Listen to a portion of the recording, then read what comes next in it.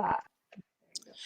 What's up, everybody? This is your girl Shannon at Can We Talk Sports. We are live on a special Friday. What? We usually on Sunday, but we love you guys. We wanted to come to you on a Friday night at 7. Yeah, I ain't got nothing to do anyway because everybody's locking up in their house with this coronavirus. So, hey, you might as well join us. So, join me with. Right. Okay, I'm going to be nice, y'all. I got to be nice. All right, so we have Kawasaka. Where you at? Yes, ma'am. Your co-host, your girl, Kawashika in the building. What? And we have. Hey, you guys, this is Karen. I'm wondering what you're gonna do while you're on the coronavirus vacation. What you gonna do while you're on this vacation? For y'all, Wait, what you gonna do? did she call it the coronavirus vacation? Yeah, because Oh, y'all, we need help. you We need come help, y'all. home We and need you can help, do some y'all. things that you haven't did in a long time, like clean your purse. Wow. Oh my God. So listen, hold on. I got it all live on my phone. All right. We're doing part 2 on the decision that cost everything. And so we had to get things right. Chris is in the studio. We are so excited. Chris. How So, you doing? Chris. Welcome, Chris. How are Hey, you? hey. Listen, y'all. Chris. I can't wait to this show. Chris was he was I'm trying to do the nice word. He was a little, I don't want to say heathen, but he was like, he was Chris, what was you when you was young? Uh, What's the word? I won't say heathen because he wasn't either. He was just like whew, he didn't care. Poof. Yeah, why you put me Chris on didn't blast like care. Chris didn't care. But you know what? He has a story why. But Chris, he was funny though, because so Chris went out speaking today, and I got to watch the whole footage. Shout out to Coach English. Awesome class. So Chris was able to tell his story, y'all. I was listening. I got to send the footage to you and Kawasaka. I was rolling at him and Coach English. Like What you Coach do, Mr. English, Chris? Coach English was threatening him. I'm gonna send you back to your mama. And then oh yeah. Chris was telling Coach English off, and I mean these guys, We didn't been but through some things, they've been man. through some Yeah, we things. done been through. Oh my gosh. Wow. So anyway, let's start with um who is Chris? Tell us a little bit about just kind of like you did when you were talking to the young people. Kind of take us back from your young age and building up to at least 11th grade. Let's go from the young to 11th grade. Um, well, like she said, my name Chris Turner. From Columbia, South Carolina, born and raised. Um, when I was growing up, it was I had a easy. I wouldn't say easy life. It wasn't too hard. It was normal. I had a mother and a father. It's a normal life, normal child life. No problems, no worries, just living. And everything really changed for me. 6th grade, my father went to prison. That's when everything really changed for me. I honestly felt alone in this world. Like I didn't have anyone. Like me and my mom relationship wasn't the best. Hmm. So I felt like I had nobody to talk to, had nobody to really put me in my place as a young man and things like that with my father being gone. So I can say when he went to jail, that really kind of changed everything for me. And that's when everything kind of went on the downside. So yeah, that's when it all started when he got locked up. So when he And got locked up, that's when you started being. Uh, it wasn't no much that you were trying to be rebellious. You were hurt, so you just didn't know how to handle it. So you started acting out. So yeah, it tell us was about that. so when my father went to jail, see, my father was the one that kept me in place. Whenever I was always a bad child. I'm not going to lie. I was always a bad child, but I had my father there to set me straight, to make sure it didn't get too out of hand, to just to put me in my place. Simple as that. And when he went away, I had nobody to do that anymore. Um and like I said, me and my mom relationship wasn't the best. So I was wild. I wouldn't listen to anyone, and nobody could tell me anything. If you tried to, I would spaz. I would snap and curse anyone out. I didn't care if you was my principal, my superintendent, my basketball coach. Wow. It really didn't matter to me. I have an incident where in 8th grade, it was my 8th grade year. And this what really brought me and Coach E closer together. It was my 8th grade year, and it was after the basketball season. I snapped on the entire school. I'm not exaggerating. It was the entire school, from the teachers to the police officers to the assistant principal to the principal, the superintendent. Like, it was everyone. Like, everyone. And my basketball coach, my middle school basketball coach, who was supposed to be looking after me, he, like, Coach E told him to come get me, calm me down, and things like that. And his words were, "Leave him alone. Chris ain't gonna be nothing. Chris gonna do what Chris want to do." And Coach E told me, once he heard that, man, that's when he knew that, you know, he had to step in and help me out. So after that situation happened, I got kicked. I definitely got kicked out of school, of course. I got kicked out of 8th grade. I got kicked out 8th grade, and after I got kicked out, Coach E came to me and he told me that, you know, I'm too talented. I can't be wasting my talents. He see the talent that I have, the ability that I have, and he didn't want to waste them. And so he stuck by me, and I didn't move in with him until after my 9th grade year, but he stuck by me and made sure just be there whenever I needed somebody.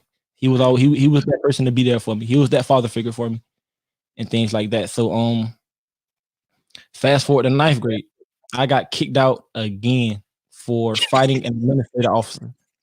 Yeah, it was bad. I fought an administrative officer. I slammed him and ran from the police officers of the school officers and things like that, and ended up getting kicked out of school my 9th grade year. And that's when Coach decided that he had to bring me in. That's when he adopted me. That's when Coach adopted me. Yeah, and said, "Look, man, like, I'm not about to let you do this to yourself. I'm not about to sit here and stand by and do nothing while you waste your God-given talent, while you mess your life up." He told me he wasn't going to let me do that, and he adopted me and brought me in. Wow. So Coach adopted you. You move in. So Mhm. tell us about how all that started, because from, you know, part one, you know, Coach English you had to have a 3.0. You moving in with a teacher now, you know, not only a coach, but a teacher. So you Yeah. had to have a 3.0 to stay in his house. And Yes. you got a Yeah. 2.9. And you was about to get kicked out. He No, was. he don't have no grade point because he didn't go to school because he got out. Oh yeah, that's right. That's right. You wasn't. Yeah, you was late for school. I mean, you know, if you Yes. guys missed the first show, we had a little bit of difficulty, but we were able to talk to Coach English about Chris. So Coach English, you know, Dad started telling all the business. You know what I'm Yeah. saying? Chris, you know, getting to school on time, and Chris wasn't getting up and got a 2.9, was getting ready. Chris, wait a minute. He was going to Yeah, pack Coach you up and move you back changed. home to your mama. Yeah, it was, and it was crazy because, like, it's like, ain't like it was F's or anything. Like, I had 1 C, 1 C. I had A's, B's, and 1 C, and he threatened to send me home. Like, he came to class. Like, I'm in class, the class that I actually had to see in. He came to that class and knocked on the door, had the paperwork ready and all. Like, he was not playing. He was ready to send me home. Yeah, he Wow. was. Yeah, because now our generation, I'm pretty sure we're in the same generation, us and Coach E. No C's or see your way out. Right. Yeah. Right. Yeah. Chris was about to see his way right on out. Because, About to see my and way so, out. you know, on the video when you were telling your story, the teachers came in there, the coaches, everybody started begging him, please don't send him away. Please don't send him away. Wow. Coach, yeah, the whole school came in and supported me. I had everyone came and That's supported me. good. That's good. Yeah, if it was for them, I'd have been right back in Columbia, South Carolina. Over Wow. a seat. So you get your grades up, and then you have a moment, because we're getting ready to build up because we're going somewhere. So then watching the video footage, then you have a moment with Coach. right? And you tell coach off. Coach packs you Mhm. up and he takes you to your daddy. Yeah, So tell us my dad. about what happened that day. So that day, coach, me and my one of my well, I was staying with coach, and it was coach stepson. So we was in there playing a video game, and somehow I honestly do not know how the PS4 ended up breaking. And like coach was highly upset. He was really upset over it. Like he was upset because he told us not to do something, but we didn't listen, and we still ended up doing it. He was highly upset. So he came home, PS4 broken, and he's telling us off like he's telling us off, and as he's telling us off, I spazzed and said some things I shouldn't have said, and and once I said that, he said, "Oh, don't worry, you pack your stuff, Matter of fact, I will pack it for you." He tried to pack my stuff for me and everything, and he took me straight to my dad's house. And when we got there, he told my dad what I said and things like that, and that's when it went downhill. Yeah, my dad snapped. My dad's fresh out of prison. He's a year removed out of prison and is swole. I'm saying swole. And once he told my dad that, my dad immediately put hands on me for the whole weekend. And And so coach haven't had and he hasn't had a coach problem. haven't had no problems ever since. No, ma'am, not a So problem since. so you got your grades up. Mm-hmm. You made honor roll.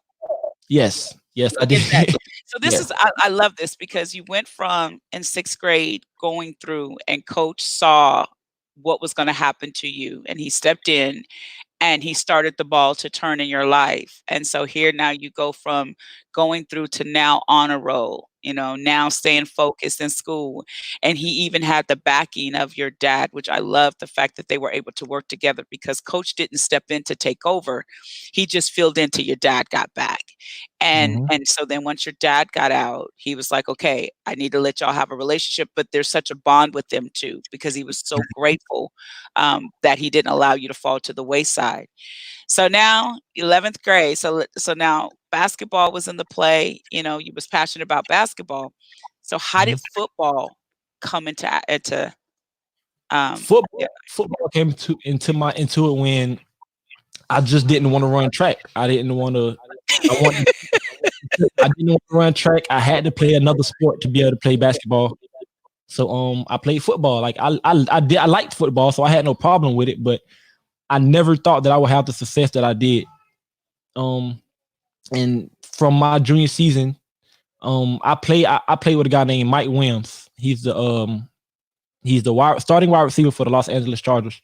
I had him on my team. He was a senior, and he had every school come to look at him. And from me being on the field, balling, having good games and things like that, and with the stats that I had, I was also getting looked at just off the simple fact of they would come to look at him, and they also saw me. So once I seen the recruit, like the ability or the opportunities that I had in football, I couldn't resist it. I couldn't pass it down. I felt like football was the better decision for me. Football was what was going to get me paid. Wow. So you made the decision to play football. Yes, ma'am. And 11th grade was no. So from the last show, 8th grade, you was running from folks because you didn't want to get tackled because you was chicken.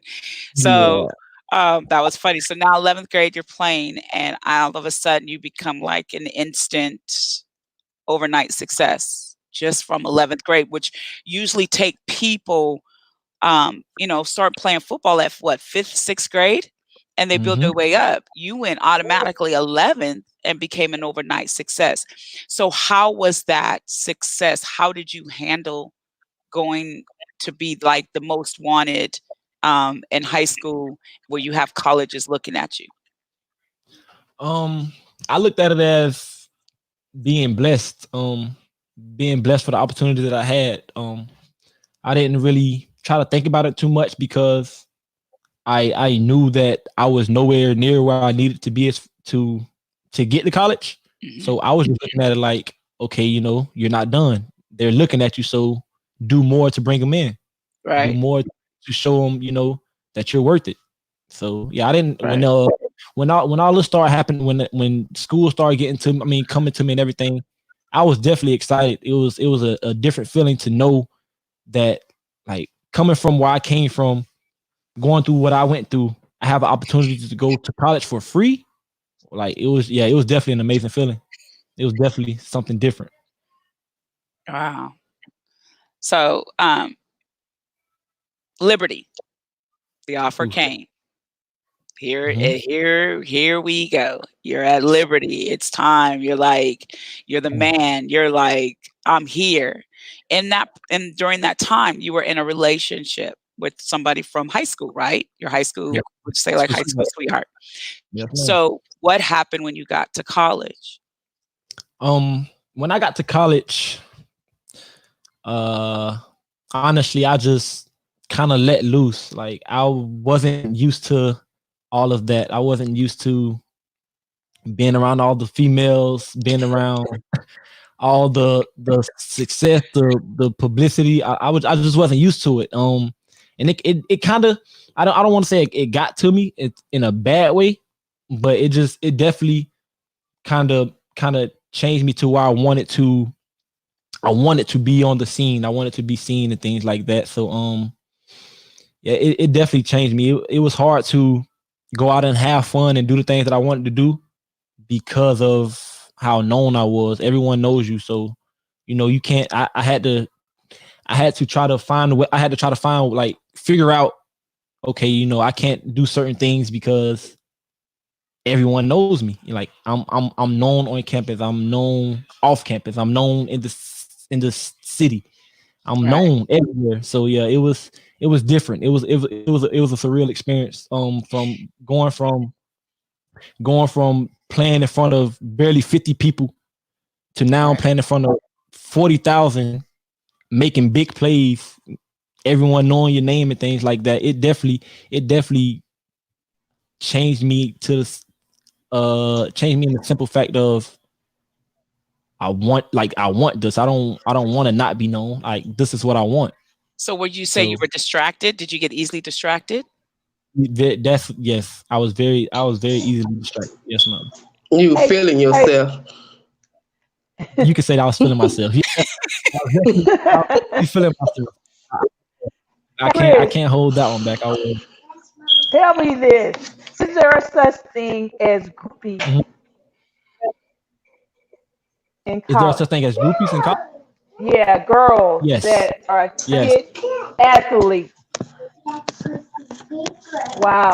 So those groupie girls had you uh Yeah. had It was. they had your chest out, your nose out, you know what I'm saying? You was Yeah. the man, right? They Okay. definitely had me feeling myself for a while. So in that's when you and your girlfriend broke up.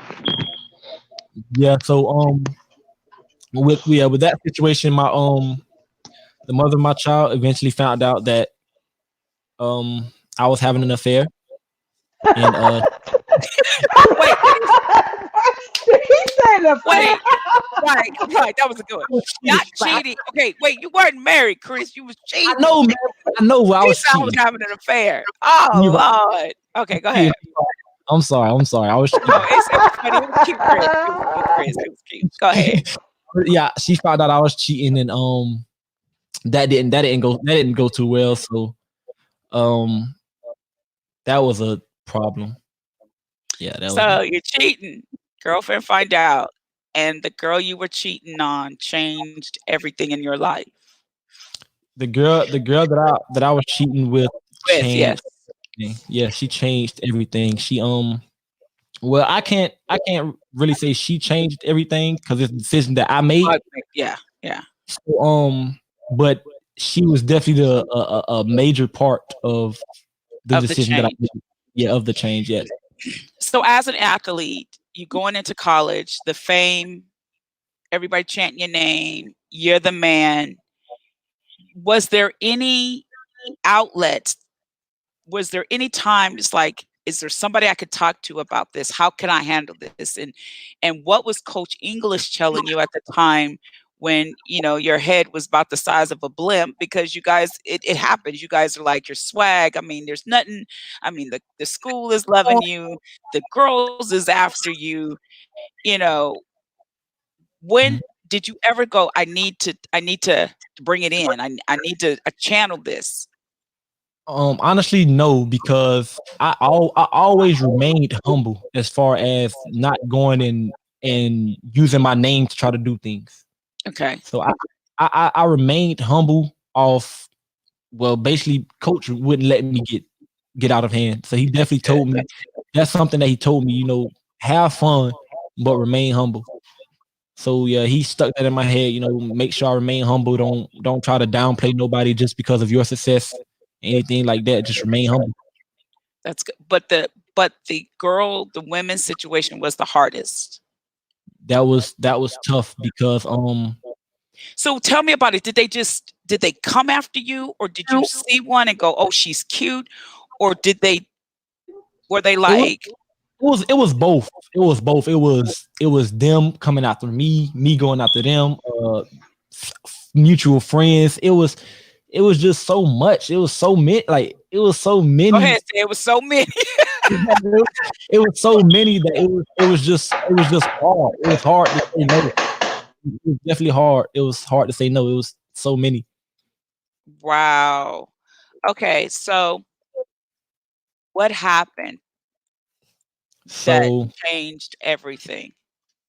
so what happened was the female that I was cheating with, she ended up catching feelings and wanting to get into a actual relationship.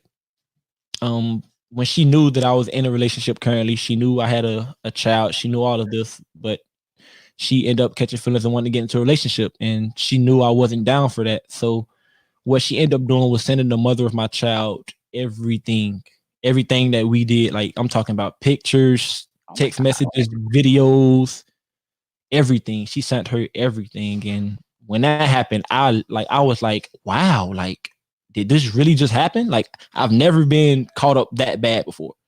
Like so, I was like, wow, like okay, like let me try to get my home straight. Let me leave her alone and get my home straight. So I told her, I was like, look, you just go on about your business. I'll go about mine. I'm upset, but I don't even want to deal with you no more. Like I just want to go about my life. And so, but she wouldn't. She just kept calling me. She kept texting me saying that she's sorry. She really wasn't. She didn't mean to do that. Things like that. Kept calling the mother of my child. Like it was. She just kept going on and on. And one thing that really hit me was when I'm on the field playing in a game, and how they got each other number, I have no idea. They end up exchanging numbers, and they FaceTime each other. And when as they're on FaceTime, she shows the mother of the child another girl that I was dealing with. Yeah, it was a rough You was situation. playing, Chris. It was that's why I honestly that's why I think that's why she like that's what made her the other girl snap was when she found out I was dealing with another female. So So that was a lot of the athletes like that? The question is, was that just the thing to do? Was like, as athletes, that's just the thing. You just kind of like that player status. You got one over here and you got one over there, and you know what no, I'm saying? I can come on, man. I can't just downplay us athletes like that. I can't know because that's Oh, not you got the black book. The Look, G look at code. Karen. Look at The Karen. G code. Oh, the G no, code. Oh, the Yeah. athlete code. That's the athlete code. Okay. Yeah. Right. but no, it definitely wasn't because we definitely had our share of players. We had our share of guys that was married. We had several guys on the team that's married. Wow. But nah, it wasn't the athlete. It was just I don't know. Yeah, I don't know about No, that. say it was a God thing. Yeah, it was a student athlete. Yeah. Yeah, because you hear about it a lot, and the sad Right. thing about it is, and let's be real, some of these girls, and it's not just girls, because you have guys that attack student athletes. I don't want to say attack. Let me change the word. but they're groomed. You know what I'm saying? It's Mm-hmm. like Mm-hmm. some of these girls are groomed. They want an athlete. Vice versa, you got Mm-hmm. some guys who want a girl athlete. I mean, it's real and it happens. And then you hear a lot of these girls who, if they don't get what they want, then they turn on the guy. I'm not saying the guy is perfect. Hear how I'm saying it. You know, they don't process a lot because it's Mhm. like you don't think I always told my son, "You're a dollar sign." As soon as he got to college, I said, "You're a dollar sign. I'm gonna keep it 100. Like, you got to use wisdom, Jordan, because you're a dollar sign. You know, every girl who say hi does not mean they want you. They don't know you. They want the fame, Jordan. And so, vice versa, I have to tell Jaden, you know, you go to college.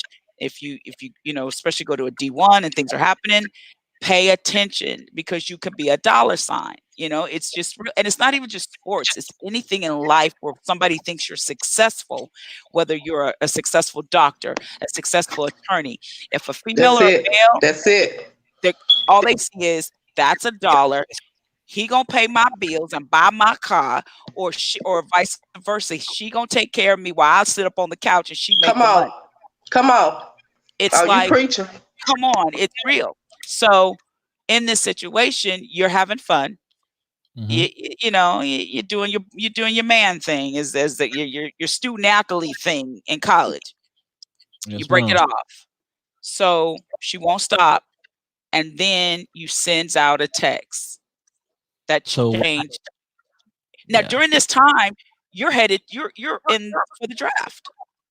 You're in yeah. your During this time, I'm projected to get drafted. Yes, ma'am. I'm on the draft board. So I'm in teams' mouths, and teams are talking about me and things like that. And yeah, during this time, I was projected to get drafted.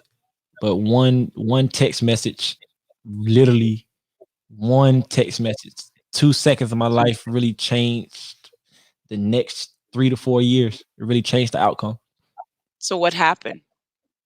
So after she wouldn't stop texting me, she wouldn't leave me alone, and after she called FaceTime the mother of my child, I really acted off emotions. I didn't sit and think about the consequences of my actions and things like that. I just tried to just find a way to find a way for her to leave me alone. So what I decided to do was I decided to send her pictures, her nudes, to her mother and her sister. I sent them to them, like telling her, like, look, just this is what your daughter up here doing. Like, I don't want to send, like, don't want no problems. So I'm not trying to send these out. I just want her to leave me alone. And I end up sending that, and literally not within 45 minutes to an hour, the police came to my campus and arrested me out of practice, and I got arrested for that and kicked out of school. You So said they 45 minutes? 45 Okay. minutes. Within 45 45 minutes, minutes. I was arrested from off my practice field. I was practicing, and they came and got me. Wow. Wow. Wow. And that just sent the spiral. Everything starts spiraling down. Yes, ma'am. That's what really. Wait a minute. Let's back up real. Oh, so the 45 minutes, what you're practicing. I'm practicing. Yes, ma'am. I'm And on the the field. police literally comes on the field and places Like you under arrest. they made the coaches, like, they didn't come on the field. They were standing on the sideline. They didn't want to make a big scene, so they were standing like right by our doors as we were walking in, and had the coaches come take me off the field and put me in handcuffs and arrested me right on the spot. So what at that moment, what was going through your mind? I'm like, is this really happening? Like, Did they ever tell you what it was for? it was for dissemination of an image. Wow. I got arrested for dissemination of an image. Yes, ma'am. And so you how long were you in jail? They released me the same day. It was only a couple hours. They released me the same day. But I So couldn't. Was they pressed? Did she press charges against you and everything? So Yes, did ma'am. the charges drop? I had to go to court. I had to go to court for it. I had to get a lawyer for it and all. Yeah, I eventually beat it. Yes, ma'am. It's nothing on my record. You know, if I don't tell you about the story, you will never know anyone. So yeah, not on my record or anything. So what's up, Classica? She had a question. Yeah, but I went out and came back in. So let's back up. Okay, so you sent nude pictures to like a group message, right? No, ma'am. I sent them. Okay. I sent individually to her mother and her sister. It was on Facebook. So he Oh, actually you did said, Facebook. no. The pictures that the girl was sending to him because he was trying to get her to stop. He sent to her parents showing her, this is what your daughter is doing when you tell her to stop. It was not him. It was the pictures she kept sending him. Right. Okay. But where Facebook come in at? Yeah, I didn't have contact with her mother or her sister, so that's how I sent them to him on Facebook Messenger. Gotcha. Okay. So But go ahead. she sent them to you. Mm-hmm. You sent them back saying, "Hey, can you tell your daughter to leave me alone?" Mm-hmm. So was it more like I'm embarrassed? Oh my God, my daughter, I'm embarrassed. I can't say how they thought when they seen the pictures. All I know is I got arrested. Right, because where did you get the pictures? Somebody had to send them to you. Okay, that's just mama mode. I'm sorry. She sent them to me. Yeah, They didn't ask those questions, did they? That's right. Nah, they were of their concern. Yeah. All they was worried about was they were saying that I was using the images to coerce her to leave me alone. I was threatening to put them on social media and things like that, and those were never my intentions. I never said that I was going to put them on social media or anything. Like I even told them, "Mom, what up here doing? Like, you want to leave me alone?" And they look at it as you're using this to force her to leave you alone. You're trying to you're trying to coerce her into doing something. Wait, they said that you were trying to coerce her into leaving you alone by sending the pictures. Yeah, they were trying to Because say that I was threatening. she didn't listen to instructions, baby. I don't want you more. Leave me alone.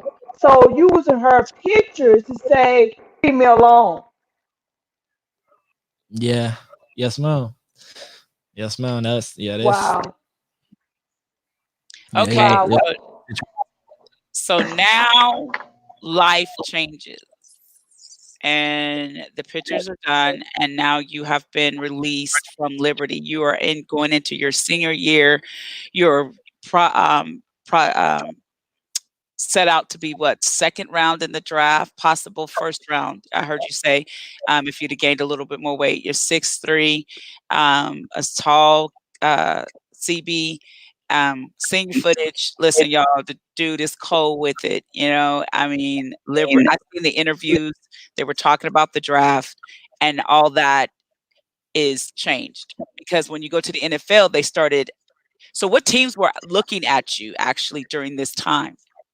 I had a couple teams. I don't want to say the names and everything, but I definitely had. I'll say about. Talk about before the incident.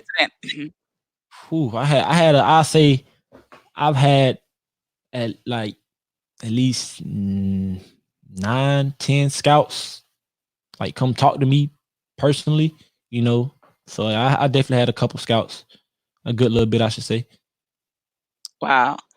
And so then now it's fading away because NFL they check what's going on, and so in college it's called a T9 case. That benefits on the behalf of women and the situation. So now you go from a D1 school to now a D2 school. So tell us about that transition to the D2 school and your state. What's your state of mind now? You know what I mean? From depression, the mental, it's like kind of give people an idea of mentally what it did to you. It was one of the hardest things I've been through personally. That that going from a D1, playing every down, barely getting out the game, to going to a D2 school, barely playing. Like I've had games at a D2 where I'd played 2 snaps, and the coach come to me and tell me what's going on. Like, you're the reason we losing these games. Like, what is going on with you and things like that. And at like a player like me, like I hold myself accountable for so much that really put me in a depressed mode to where I felt like I wanted to quit football. I didn't want to be there no more. I felt like it wasn't for me anymore. Like it wasn't meant to be. I didn't want to play football anymore. And only way I got through that was calling Coach E. I called Coach and told Coach straight up, I'll say, Coach, man, I'm done. I'm not doing it no more. Like, I can't be here. Like, I'm about to lose it, Coach. Like, I literally want to quit. Like, I can't. And Coach snapped on me, man. He legit snapped on me. He told me that there's no way you're quitting now.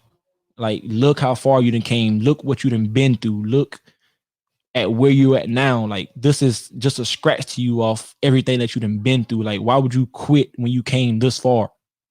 And that sentence right there really just put me in a different mindset to where like what can't I get through now? Like, what can't I get through? Right. Like, I done been through so much that now it's just, okay, let's get through it. That's how, if I go through something, not if I'm not, man, I can hear you on the mic. I know they can hear me. Don't spill that. I got you. Y'all, that's Coach English in the back.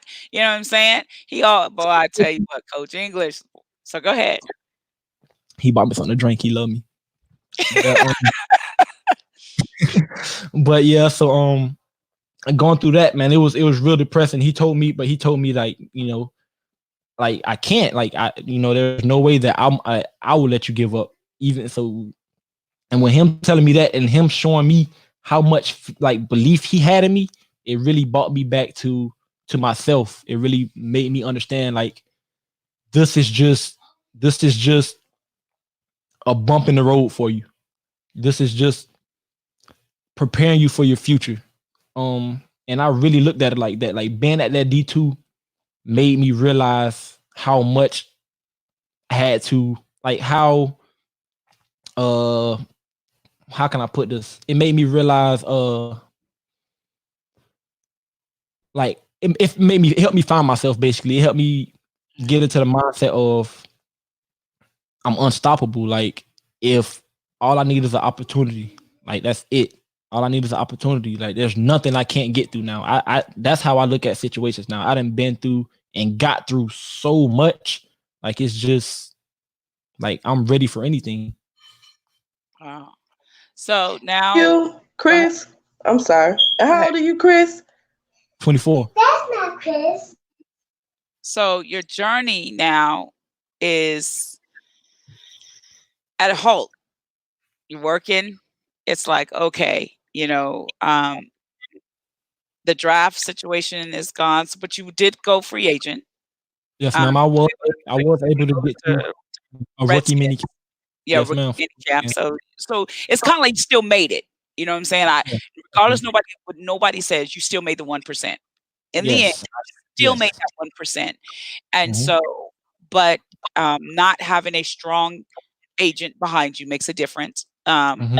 And NFL is looking at the T9 going, I don't know if I want to touch this. So now you go through this transition of just working a job. You're kind of frustrated, and it's like, what am I getting ready to do with my life? Yeah, like Have a backup plan? no, I don't look at backup plans. It's only gonna distract from my plan, from my main goal. I mean, I have my degree, my college degree. I Wow. definitely have that. So, that's something I can fall back on. But as far as having a plan B, no, ma'am, I do not. It's going to distract me from plan A. So what I mean by backup plan is like, did you have a backup plan? It's like, okay, I've got to figure out how I'm going to get into this, and I'm still going to go NFL. What's my backup plan? Which way I'm going to go? What's my route? Did you sit down and go, how can I get back in front of this thing?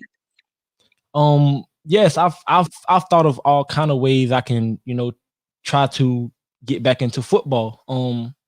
But it's kind of hard when you are limited on connections and things like that. Like it was kind of hard to get to where I needed to be, where I wanted to be, things like that. But but I could say that I lost my train of thought. I could say that I lost my train of thought. I'm sorry. No, you're fine. Okay, so go ahead.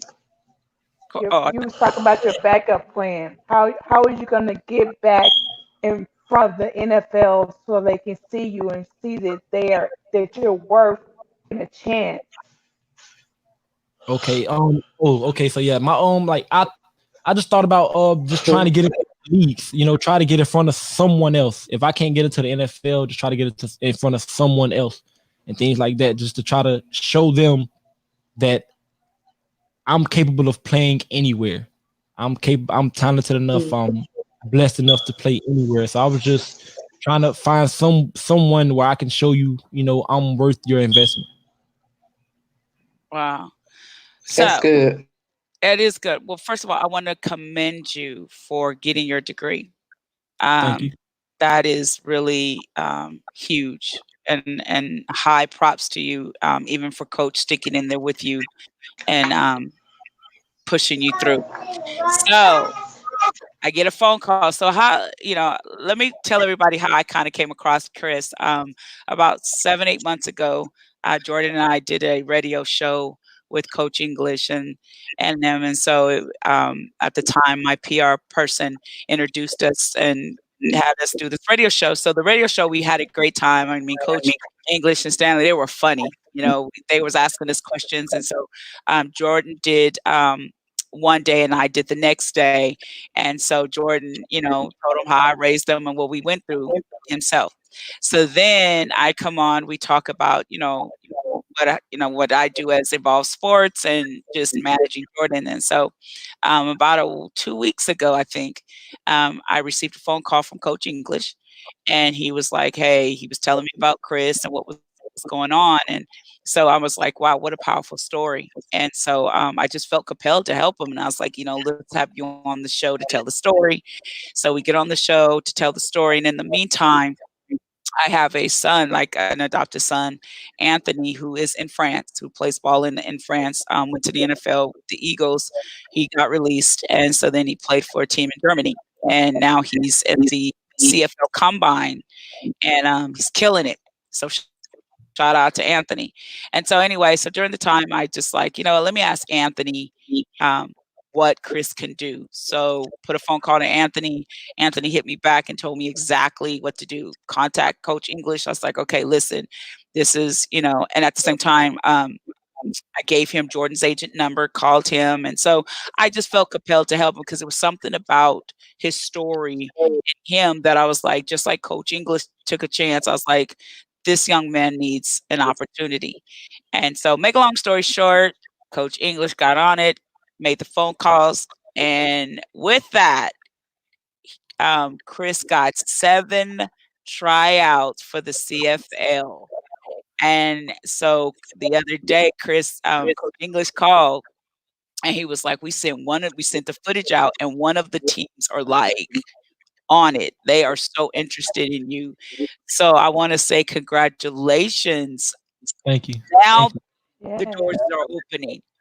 Where's your state of mind now? As of right now, I'm just, I'm blessed and just, thinking of ways I can continue to grow. Ways I can better myself so I won't make the same mistakes that I made in my past. So that's my only mindset is just continue to, better yourself. Would you say you're Try more not to, focused now? ma'am. Would you say you're more focused? Yes, yes. Um, it's crazy because it's because like I said, that D2 is what put me in this mindset to where like it's all on me now. I can't really at Liberty. I could say I was depending on other people Mhm. to push me. You Wow. understand? Yeah, Yeah. I was depending on other people to push me to be great. And going through what I went through at that D2 where I had no one to make me get up to go to class, to make me get up and go work out, to make me go to practice or anything like that. It really put me in a mindset where I have to depend on myself now. And I have to, in order to be where I need to be. And that's the kind of situation I'm in now. Like, there's no one going to call and make me get up to go work out. I have to do that on my own. And I really, blessed because I felt like I wouldn't have had this mindset if I wouldn't have been through the things that I went through. So it humbled you really even Yeah, more.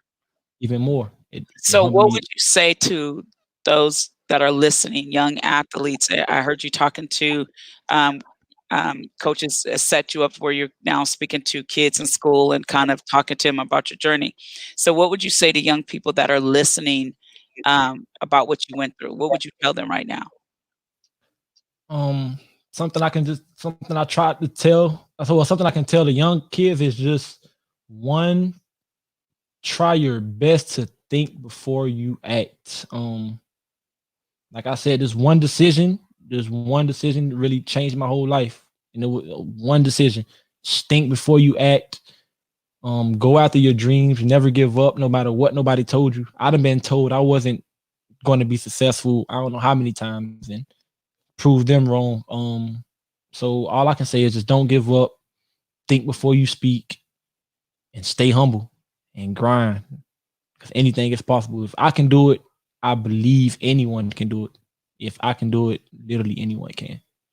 So Coach Barnes said, one of the greatest pleasures coaching this young man. So proud of how far he has come. So I'm excited because Chris will now be the ambassador, one of the ambassadors of Evolve Sports 365. So we're going to be working together. He's going to be working alongside with Jordan and getting him out there telling his story. So so Chris will be working with me, and we're actually setting up with a coach to do him and Jordan to do a camp in your hometown where you are. And I'm pretty excited about that. Matter of fact, I put a call out to Jordan and we talked about it. So he's excited. So these young men are going to go out and help other young men, and tell their story and their journey.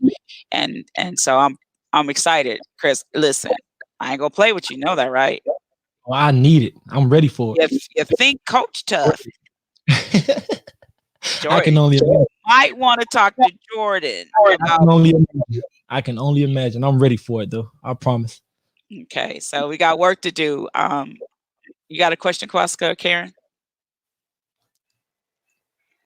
I love your story. I love your tenacity to go back after your dream.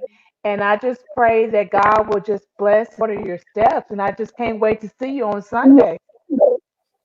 Thank you. Yeah, Thank you. yeah. So we're Can We Talk Sports will be out at the CFL tryout where Chris will be in May. We're all coming out to support you. Okay, so you got some cheerleaders over here. You know what I'm saying? You got some mamas. You got what, 4, 5 mamas now from Can We Talk Sports? Yeah. We all mamas. Yes. Right, Cross. Mamas is we gonna follow you. So you're like one of our babies now, and so females, you might not want to come his way because you got about 4, 5 mamas now. That's gonna be. Yes. I'm telling you, right? We're gonna be on it, right, Corsica? Oh, look at my face. Listen, I'm so serious. Like, dude, I'm so proud of you because yes, you made a bad decision. Right. And to be honest with you, it wasn't all your fault. But yes, you made a bad decision and you failed, but you got back up. And You you got own back up to it. up That's right. and you owning up to To what it. you That's did right. wrong. That's Right. right. You held yourself accountable of that. And so when you change your mindset and your perspective, I am accountable for the things that I did. Because it really did start back from the cheating, the multiple girlfriends, and it led up to that. So, so sometimes we do put ourselves in, in those positions, but God is a good God. So now you got another opportunity to show up and show out.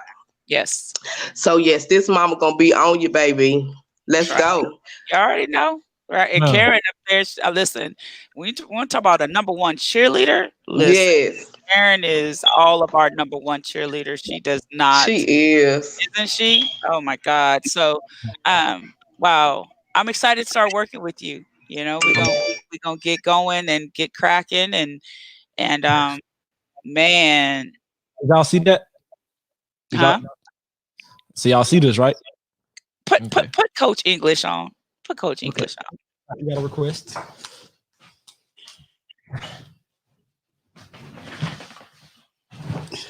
Yes, ma'am. Coach English. Now listen now. Okay, so we're gonna shift real quick because we're gonna get back to Chris. Coach English, you was acting up. How? You was acting up in class. I was not acting. I did not Acting act. up with your sisters in class. I did not.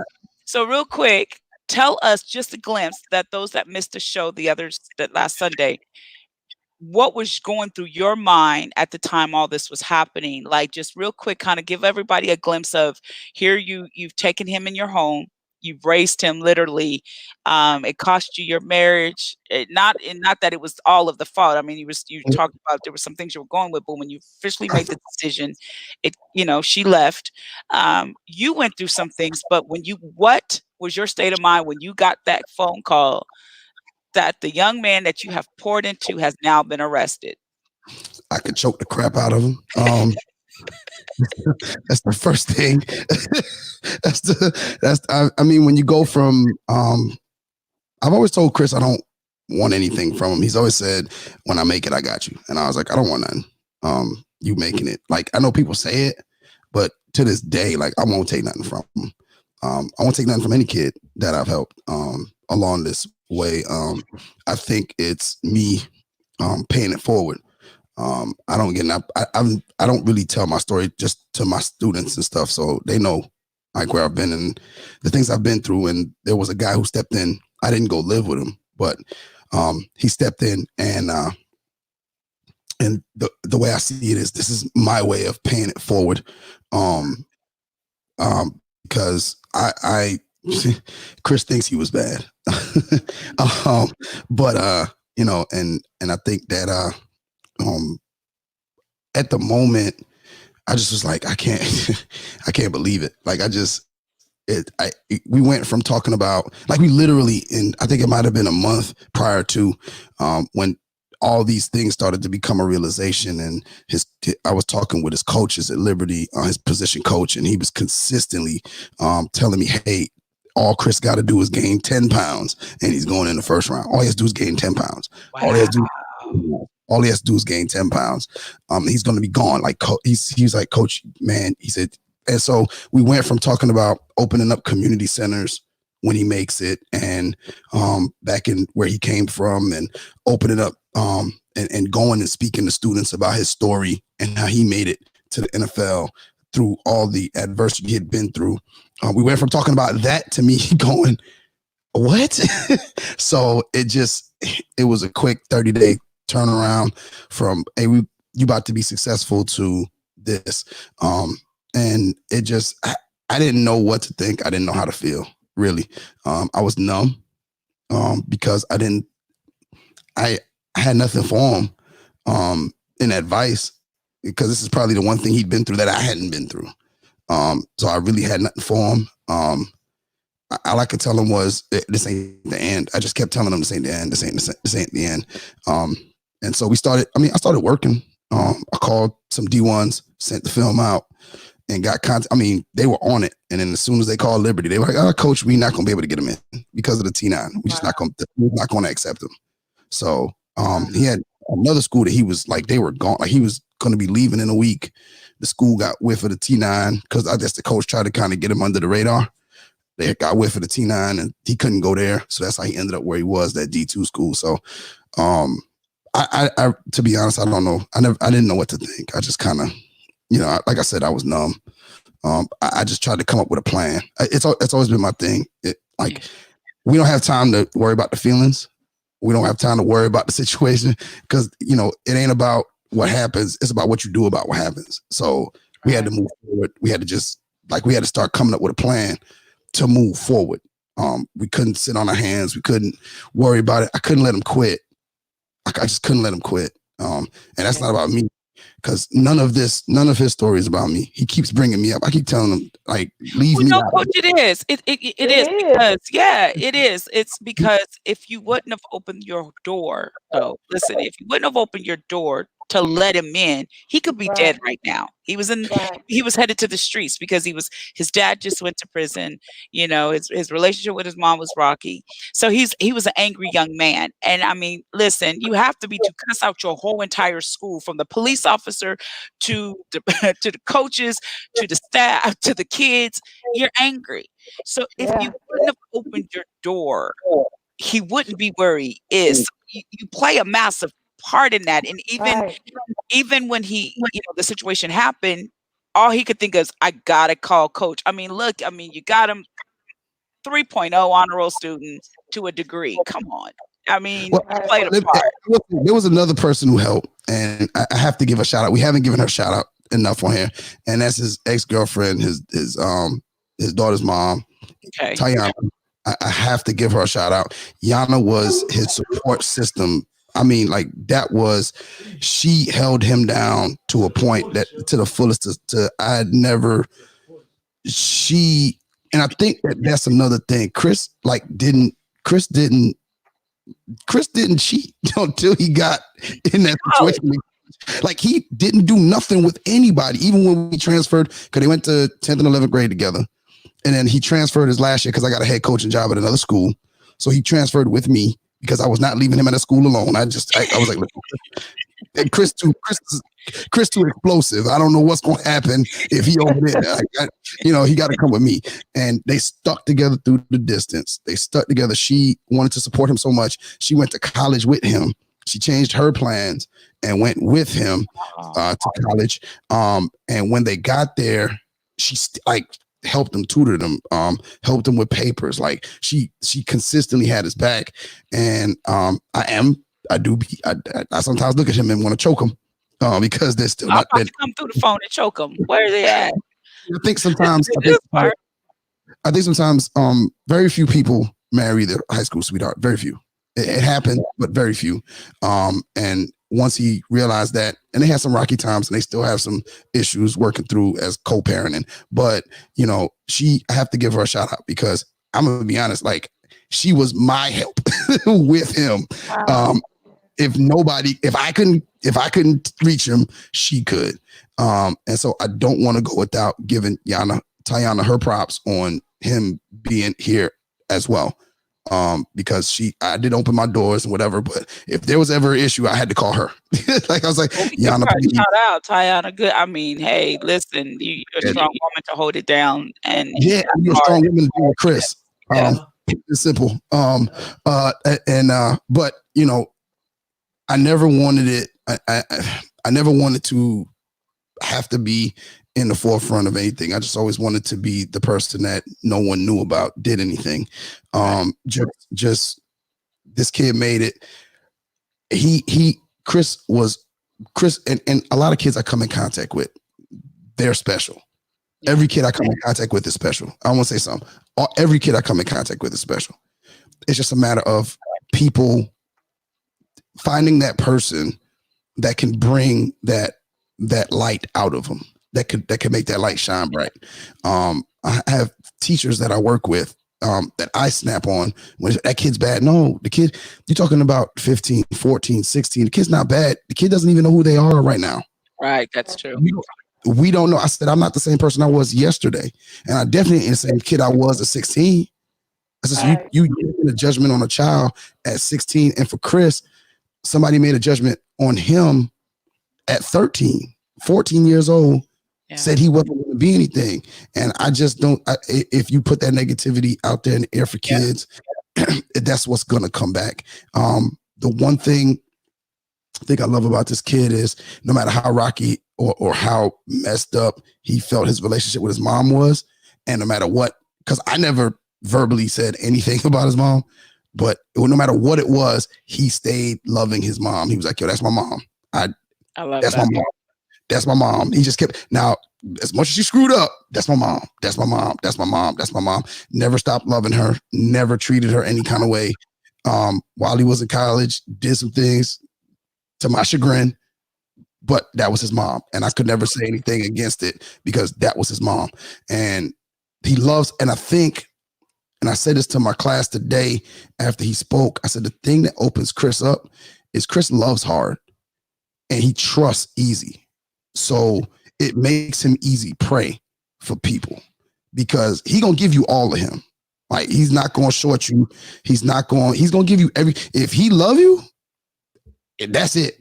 You could tell him to run through a brick wall. You could tell him rob the stove. Whatever it is you want him to do, if he love you, he'll do. But once that trust or the love is gone and is broken, he could be a real, I can't say the word on air, but he could be something else. And so it's just a matter of him understanding that you really can't trust everybody and you can't open up fully to everybody, especially in your position. There was a kid in my third block class. His name's Malik. Chris, the kid said, when Chris was talking about cursing teachers out and this, that, third, blah, blah, blah, the kid in the class said, yo, that's me. Wow. I'm just, you can relate to him. And so Chris, like, instead of talking to the class, like, stopped where he was directly to that kid. Yes, I have never seen that kid ever. And I've taught him for 2 years. I taught him his freshman year and his sophomore year. I've never seen him locked in like that. And he was in. And for like 10, 15 minutes, Chris talked to him. I was like, man, look, I'm telling you from what I went through. Cause you sensitive. That's why. Their relationship is so funny. No, he talking about you got me in here crying. Man, just shut your sensitive behind up.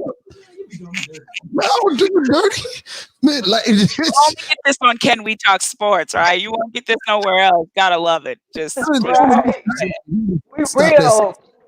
But he talked to that kid, and I ain't never seen that kid like look at somebody and like eye contact and didn't say nothing and was totally locked in to what he had to say. And I think that was the first time he listened to someone because he could relate to it.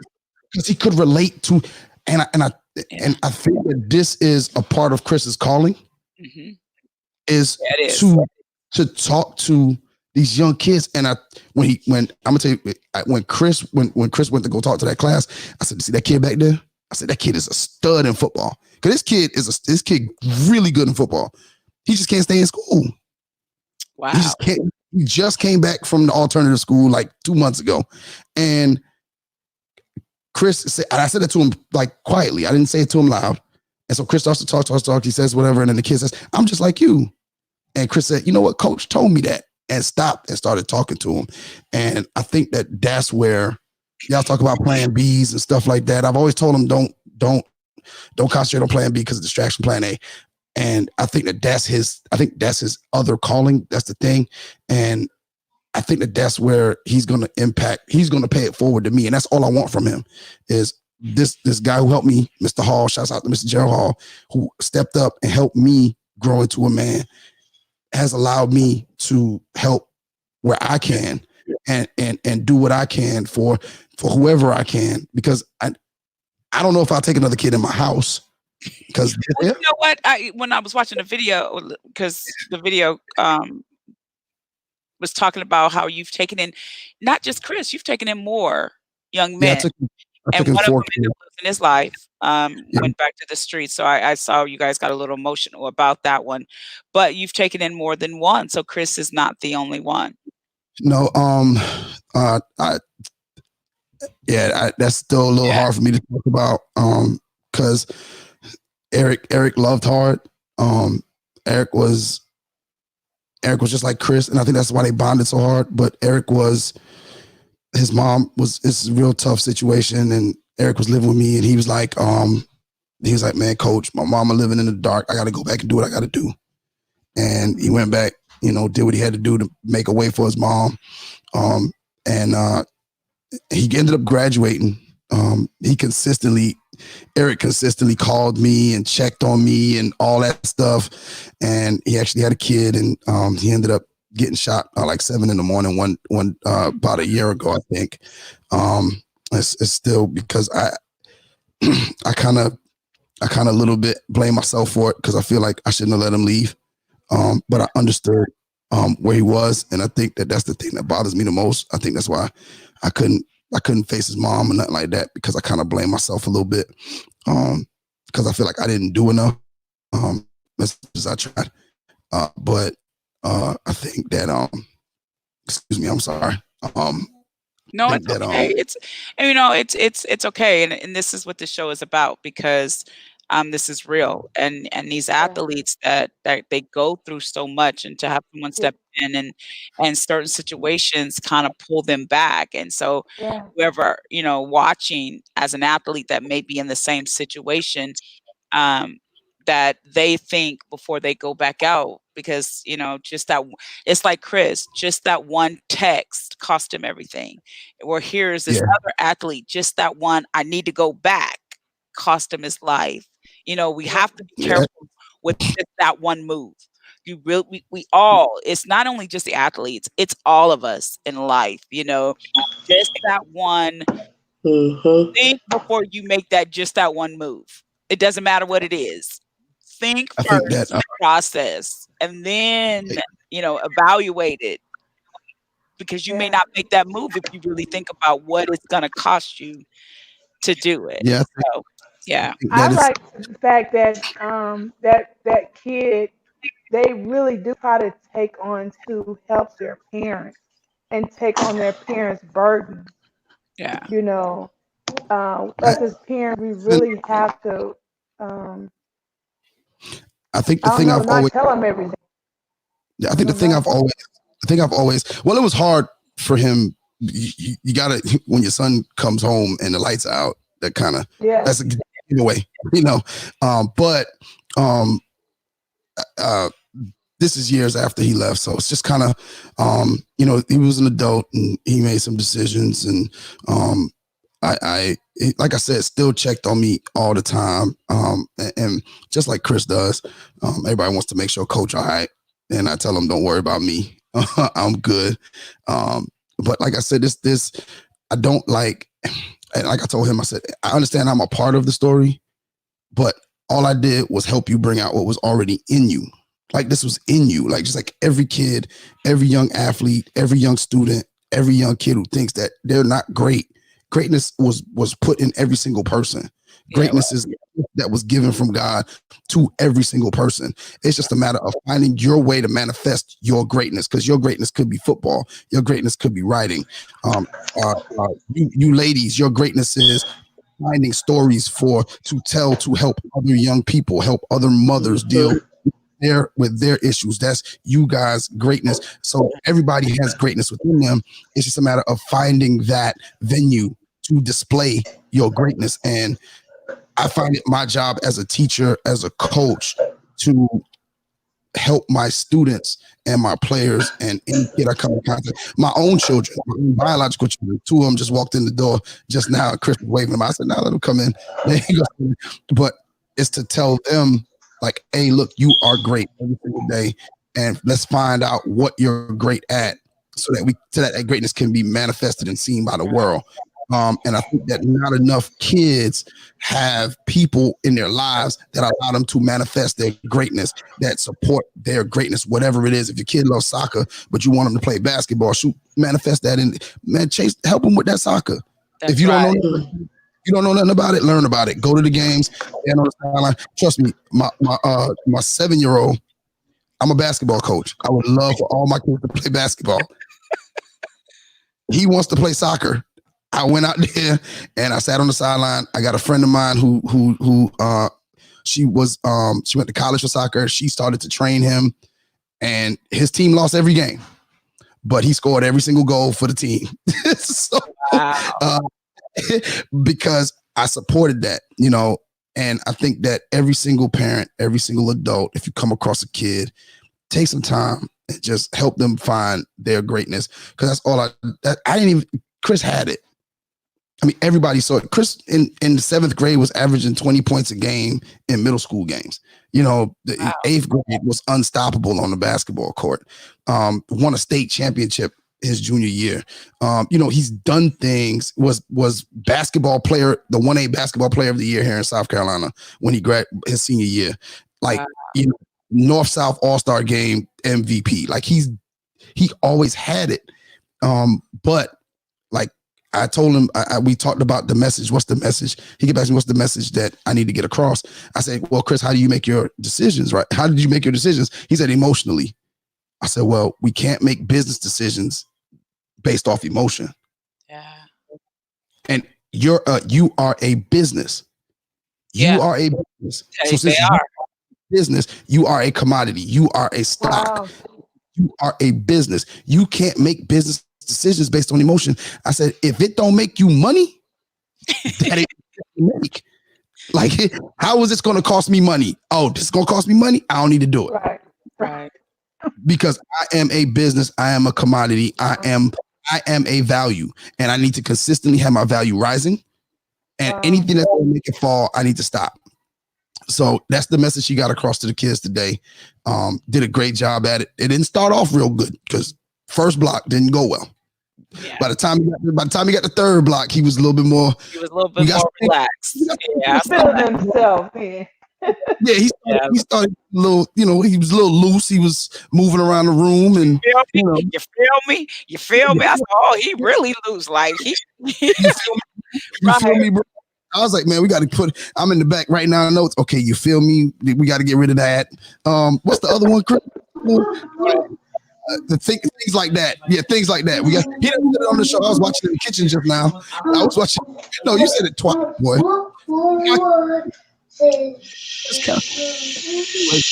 You gonna get a whooping when I finish, Momo.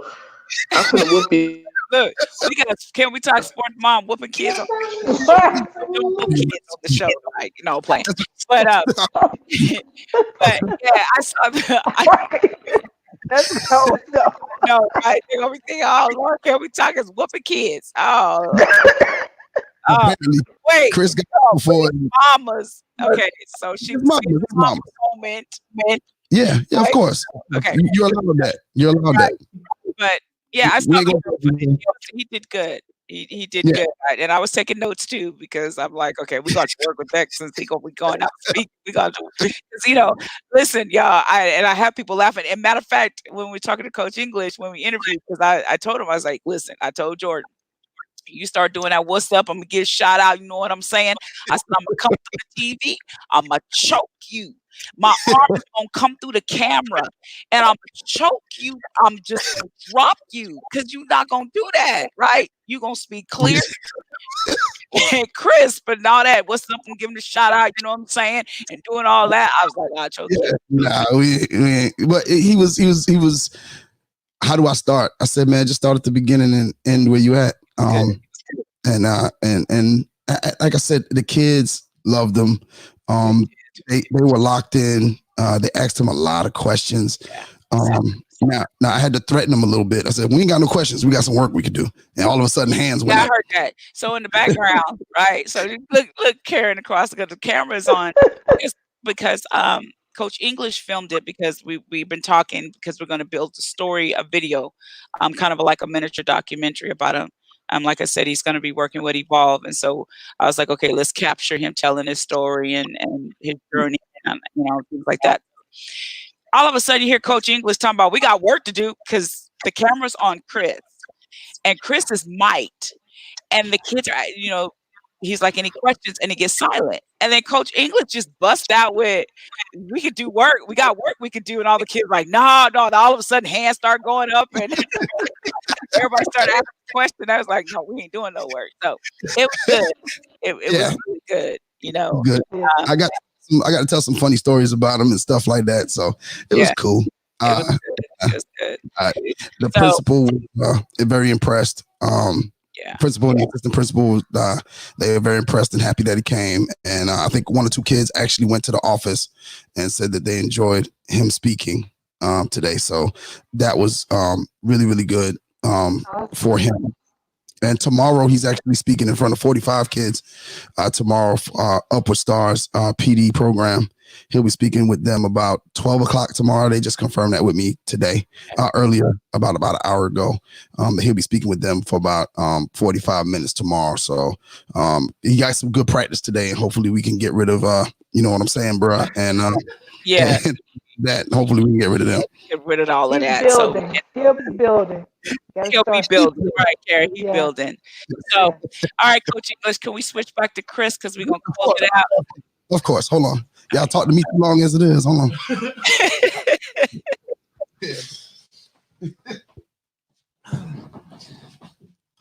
Yes, ma'am. Yes, ma'am. All right. So look, I heard about tomorrow's opportunity.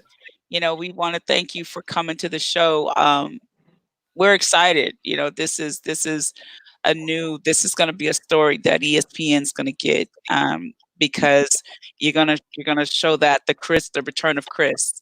You know, I like that the return of Chris Turner. No. And you continue to tell these young men your journey, and I like how you were just blunt. You were just, you know, if you guys, I have to send it to you and Kawasaka, Karen. He was just blunt. He was raw and blunt, and I think that's why the kids could relate to you. You didn't sugarcoat nothing. It was even to the point, and I'm gonna see, you know, without. He was like, you know, I was out smashing girls. I was like, you know, but the kids were like drawn because he related in their lingo. There you go. He related their language. He talked their language. Yeah. right, and so now he's got their attention, and so it was good, Chris. I commend you for that. I commend you for your degree. I commend you for sticking in there, and so it's you can only go up from here. I think you've been at a place, you've been down long enough, you know, and I think now that with this chance, it'll be different. Your fight is different. Your grind on the field. You know, I always tell Jordan, when you get on that field, you leave your mark. You leave your name. You're like, I'm going to engrave my name on this field. And when I leave, it's always going to be right here on this field. And so as your tryouts, that's what you have to do. It's like, I don't have time to play with you guys. I'm not here to make friends. Like you said, you're a business. I need to get a job. I'm getting a position.